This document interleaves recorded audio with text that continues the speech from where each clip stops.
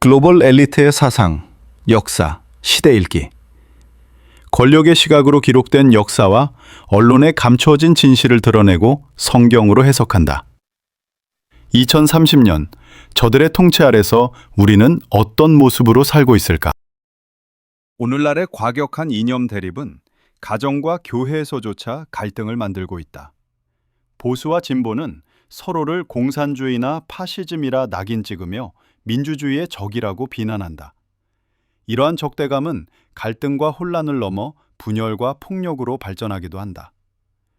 혼돈을 이용해 새로운 질서를 세운다는 오도 앱 카오는 엘리트들이 해겔의 변증법을 이용해 세운 전략적 이념이다. 저들은 대중심리와 대중행동을 연구하는 타비스톡 연구소 같은 기관을 세워 심리전과 여론조작을 활용해왔다.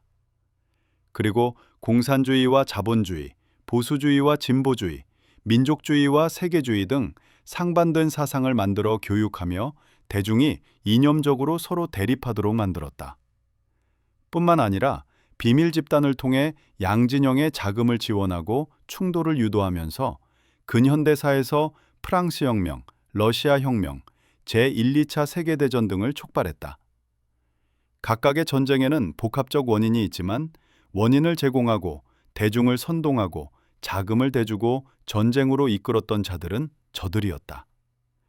얀 코자크, 네스타 웹스터, 아바 바루엘, 헨리 맥코우, 프리츠 스프링마이어, 윌리엄 카, 존 콜먼 등의 정치가, 역사가, 철학자, 언론인들은 배경과 사상이 다르지만 각자의 저서를 통해 유사한 주장을 한다.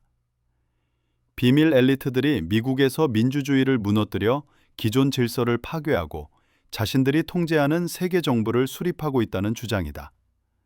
그것은 신세계 질서라고 불리는데 코로나19 팬데믹 이후에는 그레이트 리셋이라는 용어가 함께 사용되고 있다.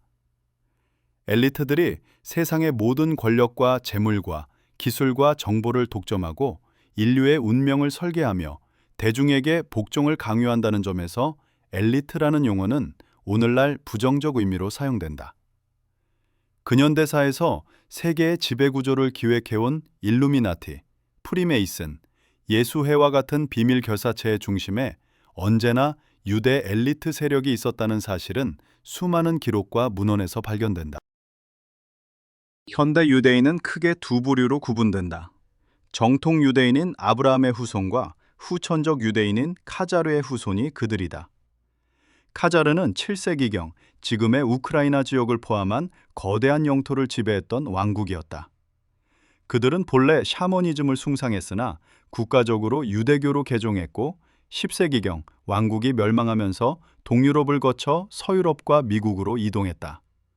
그들의 샤머니즘이 유대교의 신비주의와 결합하면서 오컬트적 카발라가 생겨났다.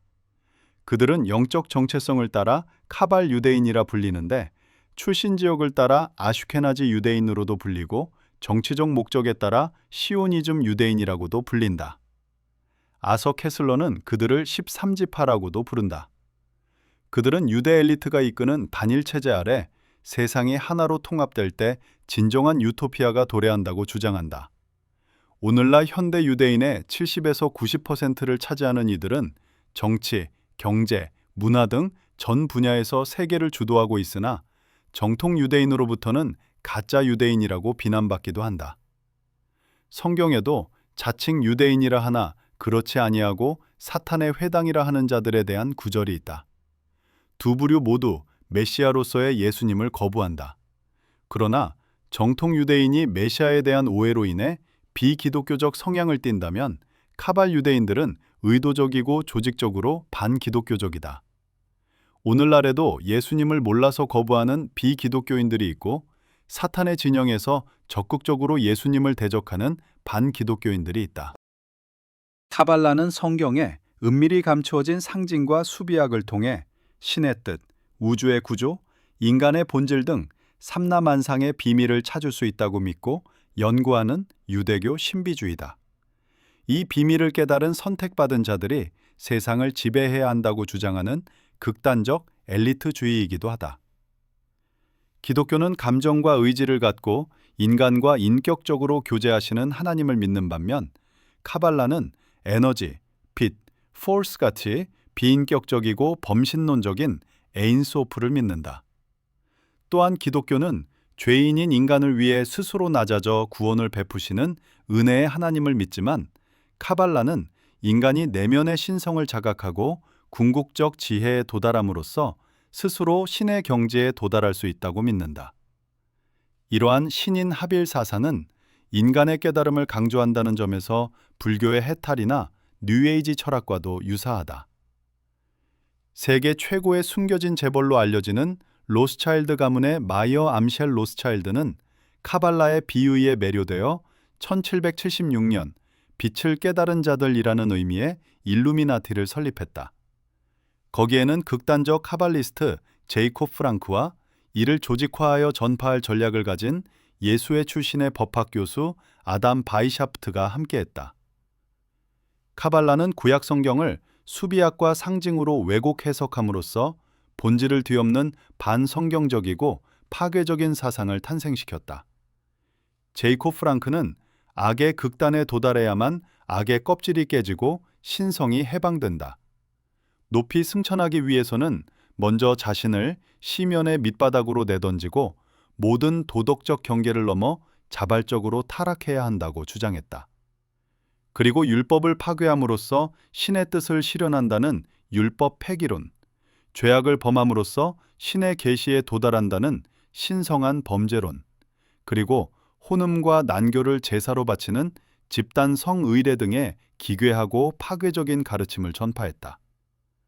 카발라는 흑마술, 점성술, 연금술, 영매술, 주술, 초혼술 등 성경이 금기한 오컬트적 수단을 사용한다.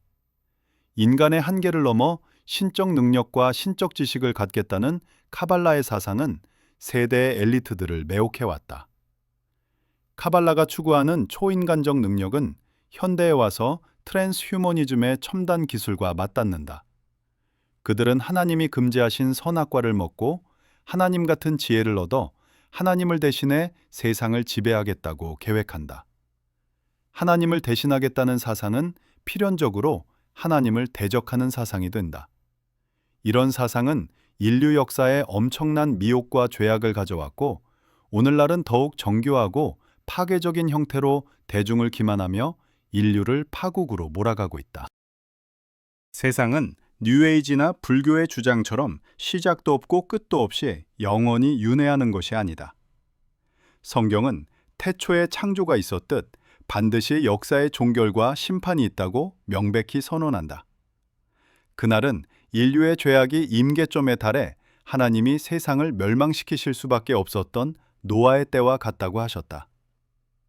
오래 참고 기다리시는 긍휼의 하나님이시지만 인류가 쌓아올린 죄악의 무게가 온 세상을 뒤덮을 때 공의로운 심판은 피할 수 없는 현실이 된다.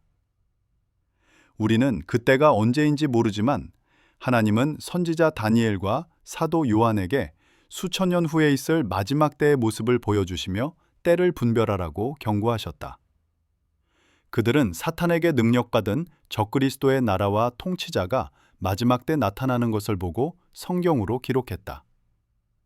우리는 그들의 기록을 읽으면서 지금 그때를 살고 있음을 발견하며 놀라게 된다. 사도 요한은 인류의 종말에 출현할 7머리와 10뿔을 가진 짐승을 목격했다. 성경은 이 짐승이 사탄을 상징하는 용으로부터 모든 권능을 부여받았다고 기록하는데 여기서 짐승은 제국을 의미한다. 이는 하나님을 대적했던 고대의 이집트, 아스리아, 바벨론, 페르시아, 그리스, 로마의 뒤를 잇는 최후의 단일 세계 정부를 가리킨다. 이 정부는 이전의 모든 제국이 가졌던 독재적 속성을 결집한 역사상 가장 강력하고 파괴적인 적그리스도적 체제가 될 것이다. 미국을 거점으로 급속히 발전한 첨단 기술, 국경을 무너뜨리는 글로벌리즘, 극소수 엘리트에게 집중된 막대한 부, 그리고 유엔을 필두로 한 종교 통합과 뉴에이지 사상의 확산은 세계 정부의 수립이 임박했음을 시사한다.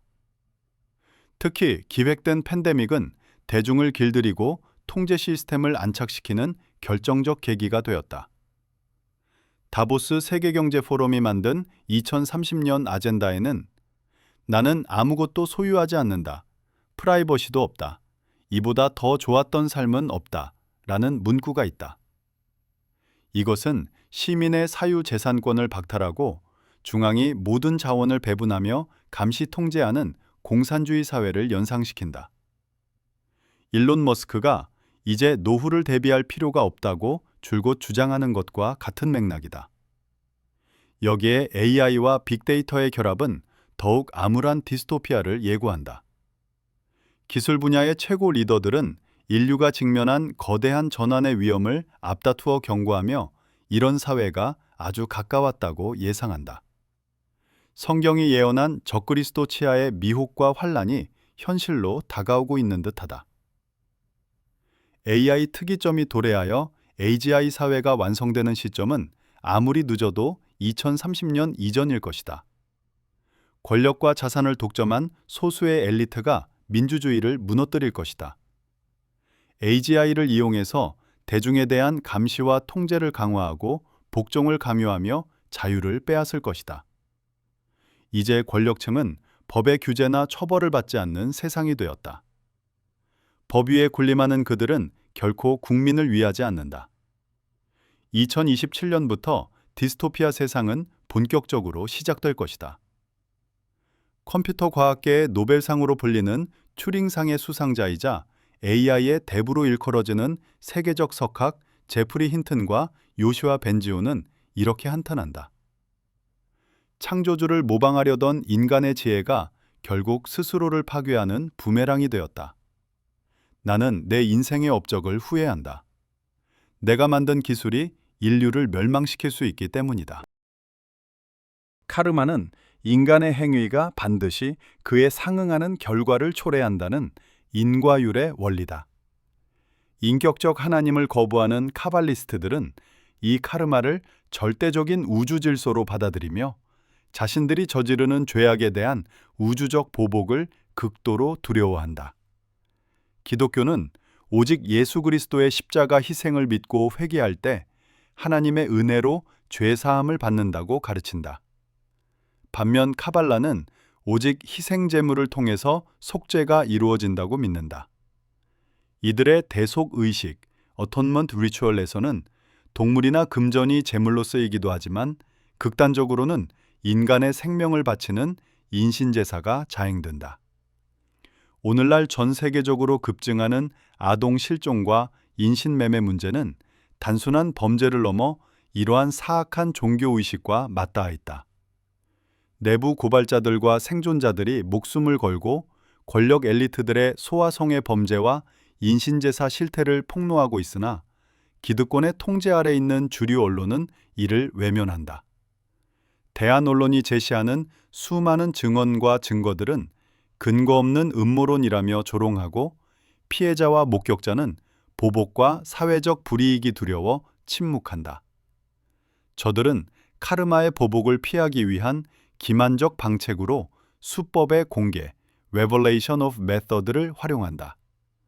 자신들의 악한 계획을 영화, 음악, 상징 등을 통해 교묘히 드러내고 대중이 이를 보면서도 침묵할 때 그들을 암묵적 동조자로 간주하는 방식이다. 이 논리에 따르면 대중은 업책임을 함께 지게 되며 정작 계획을 실행한 자들은 카르마로부터 면책된다. 저들이 자신의 계획을 철저히 은폐하면서도 동시에 대중문화 속에 끊임없이 자신의 존재를 노출하는 이유가 바로 여기에 있다. 이러한 세계관은 인간의 죄에 대한 하나님의 절대적 심판권을 정면으로 부정하며 예수 그리스도를 통한 대속의 은혜 대신 인간 스스로가 운명을 통제할 수 있다는 루시퍼주의와 궤를 같이 한다. 이는 곧 우리 안의 신성을 깨달아 스스로 신이 되자는 현대 뉴에이지 사상의 근간이 된다.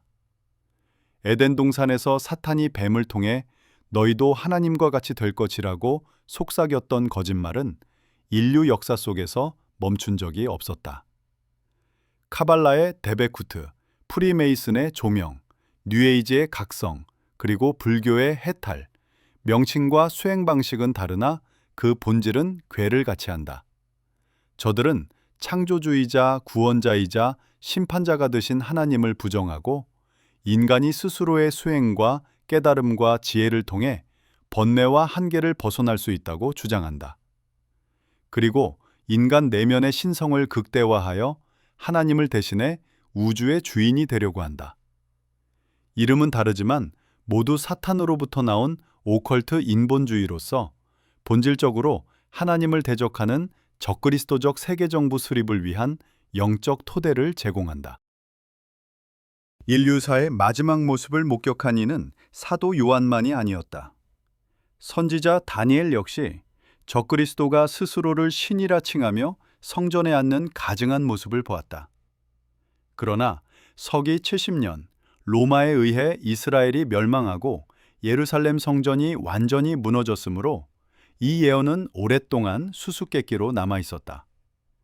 그러나 1948년 이스라엘이 기적적으로 재건되고 1967년과 2017년에 걸쳐 예루살렘의 수도 지위가 회복되면서 예언의 시계는 다시 움직이기 시작했다.